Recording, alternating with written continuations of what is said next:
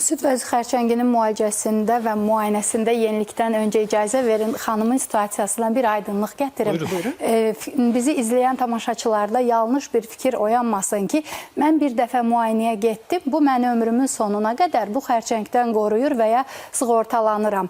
Təəssüflər olsun ki, hətta skrininqin ən pik aparıldığı Amerika Birləşmiş Ştatlarında belə 2 skrininq arası rast gələn xərçəng sayıları çoxdur. Yəni bu il orada əksər ştatlarda 2 ildən bir standart müayinə aparılır və o 2 skrininq arası belə xərçənglər, xüsusilə üçlü negativ xərçəng aşkar edilə bilir və bu o deməkdir ki, süd vəzi skrininq müayinəsi illik müayinədir. İldə bir dəfə aparılmağı vacibdir.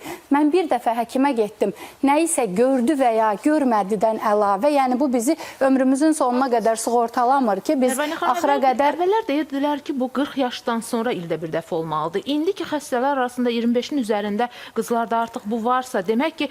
Daha gənc yaşa. Burada skrininqlə bağlı yanaşmalar ölkələrə görə artıq guideline-larda dəyişir. 35 yaşa qədər çəkilməyə başlayıb və bir də burada ən önəmli faktor süd vəzi xərçəngini yaradan bizdən asılı olmayan, dəyişə bilmədiyimiz genetik faktora görə ola biləcək risk qrupu şəxslərdir. Siz bugün araşdırsanız 25-35 yaş arası xəstələrin əksəriyyəti ciddi risk qrupunda olan şəxslərdir. Hansı ki, ailəsində genetik olaraq mədə xərçəngi, mədə-altı vəz xərçəngi, yumurtalıq xərçəngi kimi ən azı bir yaxın qohum hekayəsi var. Və təəssüflər olsun ki, biz genetiklə məsləhətləşmirik.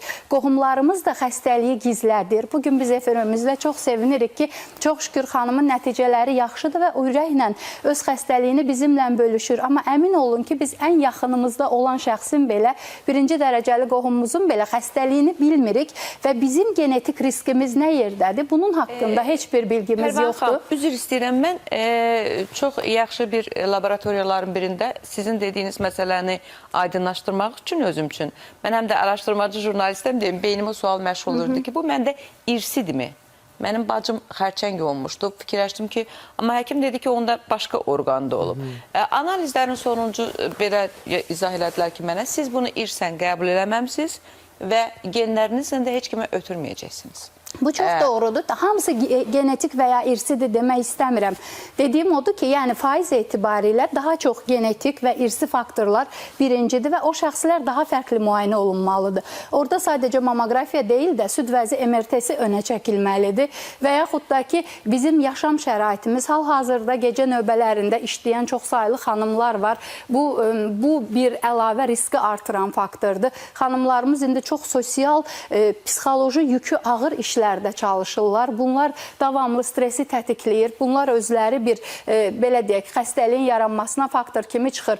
Zəlzələdən, vəlvələdən biz süd vəzi xərçəngi olduq, nə edək? Həmin an birinci ana mesaj odur ki, Səbinə xanım dediyi kimi ölmək vaxtı deyil və xərçəng öldürmür.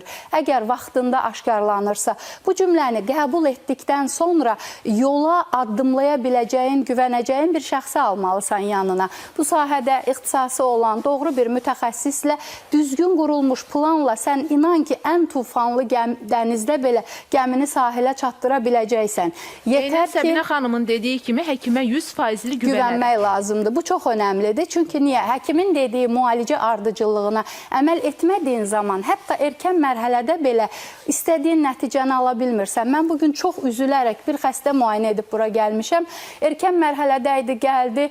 Erkən dediyim Azərbaycan üçün erkən. Təəssüf ki, statistika göstərir ki, bizdə xəstələrin 25-35%-dən yuxarısı ən az 3-cü, 4-cü mərhələdə gəlir. Bizim erkən mərhələdə gördüyümüz çox az xəstə var. Əməliyyatını olub, kimyoterapiyasını alıb, şu an müalicəsindən imtina edib.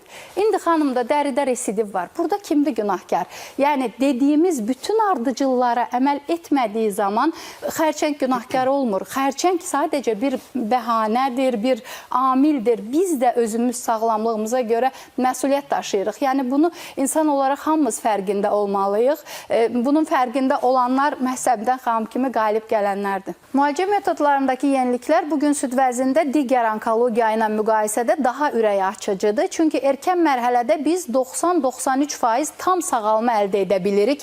Bunu çox ürəklə deyirik. Erkən mərhələ süd vəzi xərçəngində. Gecikmiş mərhələlərdə cərrahi əməliyyata xəstəni yenidən qaytarıb, belə deyək, restaging dərəcəsini azalda bilmək hallarımız çox yüksək faizdir. 50-70% arasında dəyişir.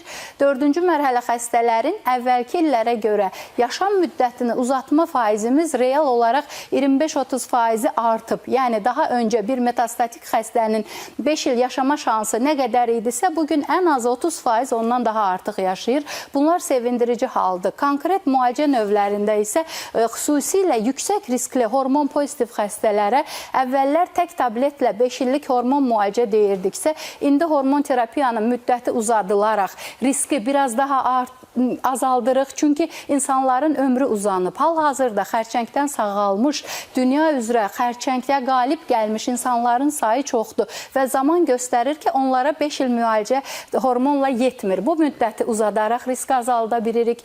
Yüksək risk qrupunda hormonun bir də ağıllısı çıxdı. Ağıllı hormon əlavə edərək o riski biraz daha azaldırıq və yaxud da ki, birbaşa əməliyyatdan öncə target müalicəyə ehtiyacı olan HR-pozitiv qrupda Berlində biz bir həftə öncə konferansdaydıq və dünya üzrə çox önəmli bir yenilik aşkarlandı ki, o xəstələrdə əməliyyatdan sonra qalıq şiş qalıbsa, onlarda əvvəllər TDM1 istifadə edirdiksə, bugün deruxtekanın istifadəsi önə çəkildi və bu xəstələrin yaşam müddətinin uzanmağını artıq statistik olaraq görürük və ora qatılan bir 30 mindən yuxarı onkoloqa bu məruzə edildi. Bu ayaq üstə alqışlanılan bir xəbər oldu. Çünki məqsəd nədir? Xərçəngdən qalib gələk və xərçəngin geri dönməsini önləyək. Eyni zamanda xərçəngə qalib gəlmiş şəxslər arasında ikincili xərçəngin ola bilmə riskinə görə də o şəxslər özü daha maarifli olmalıdır. Bir süd vəzi xərçəngi olubsa, digər süd vəzində ehtimal sıfır deyil. Ona uyğun da müayinələrə gəlməlidir. Xərçəngdən erkən müayinəni biz çox önəmsiyirik. Amma xərçəngdən sağalmış şəxslərin bir də onların müayinə ardıcıllığına diqqət etmələri çox önəmlidir. Burada təbii ki, sosial medianın da rolu çox önəmlidir. Çünki hamımızın əlində ağıllı telefonlar var və biz onda doğru informasiyanı ötürməyə çalışmalıyıq. Bir ara bizim aramızda da həkimlər arasında söhbət oldu ki, bir yalançı, şarlatan səsini bu qədər adama çatdıra bilirsə, günah bizdədir. Biz də daha çox adama çıxmağı bacarmalıyıq və bu hədəflərdən biri olmalıdır.